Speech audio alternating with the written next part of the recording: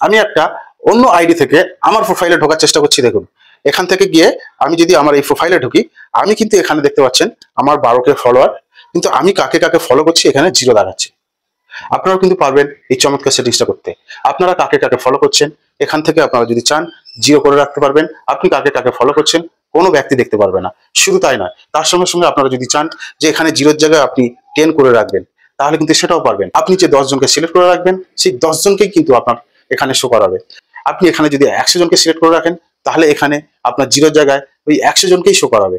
চমৎকার একটা বিষয়, আজব একটা সেটিংস। কোথা থেকে করবেন, কিভাবে করবেন, কোথায় গেলে অপশনগুলো পাবেন, সমস্ত বিষয় আজকে এই ছোট্ট ভিডিওর মাধ্যমে আপনাদেরকে দেখানোর চেষ্টা করব। তা চলুন দেখে নিন। প্রথমে দেখুন, আমি ফেসবুক ওপেন করছি। ওপেন করার পরে এখানে সেটিংস অপশনটা আছে, এখানে সেটিংসে ক্লিক করবেন। সেটিংসে ক্লিক করার পরে এখানে দেখুন ফলোয়ার, নিচে স্ক্রল করে আসবেন একটু, এখানে একটা অপশন পাবেন ফলোয়ার অ্যান্ড পাবলিক কন্টেন্ট। এখানে ক্লিক করবেন।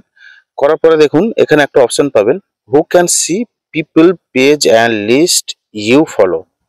এখানে দেখুন অনলি মি করা আছে আমার।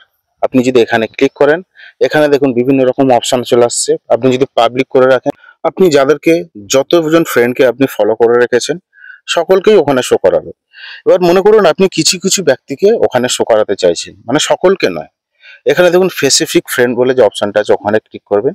করার পরে এখান থেকে যে ফ্রেন্ড লিস্টটা আপনার বেরিয়েছে, এইখান থেকে আপনারা আপনাদের পছন্দের মতো আপনারা কাকে কাকে ওই ভলিউম 0-র জায়গায় আপনারা কাকে কাকে শো করাতে চাইছেন সে ফ্রেন্ডগুলো এখানে সিলেক্ট করবেন।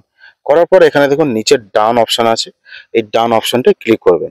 ডান অপশনটা ক্লিক করলে আপনারা এখান থেকে যে কটা সিলেক্ট করলেন ওই ফলোইং এর জায়গায় শুধুমাত্র ওই ফ্রেন্ড কটাই শো করাবে। ধন্যবাদ। তা এই ছিল আজকের গুরুত্বপূর্ণ বিষয়। আগামী দিন আবার দেখা হবে। সঙ্গে থাকবেন। আমাদের সঙ্গে থাকলে আপনারা কিছু শিখতে পারবেন, কিছু জানতে পারবেন। ধন্যবাদ।